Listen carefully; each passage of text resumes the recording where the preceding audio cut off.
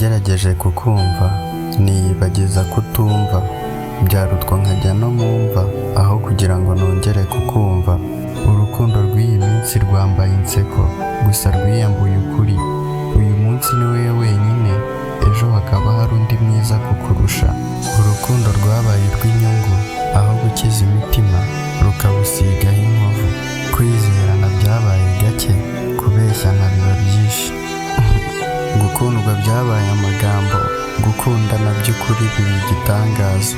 Bamwe bakunda isura ntibakunda umutima, abandi bagakunda amafaranga ntibakunda umuntu. Abagusezeranya ijuru rito nibo baguta mu gahinda. Byumve bavuga urukundo ariko ntibarugira, byaba byiza tubaretse tukisangira rugira, kuko n'ubundi nabonye urukundo ari we wenyine urugira. Humura uzagaruka unsanga aha, uzibuka urwo nagukunze disi rutagiraga n'iraha. Nararuraranaga bwacya nkarutahana, disi nkagira n'ubukana, hagira ukuvuga nkazikana. Nkumva ko nzaguhorana, iteka nzahora ngutahana. Unsizeho gato sinzi niba nari gito, usanze abanenga ko ntanagira moto.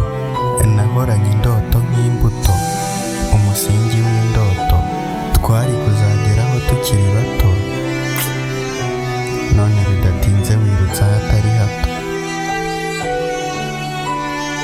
Ese mbwira ubu noneho ndire, ntazi ko biri bunankundire.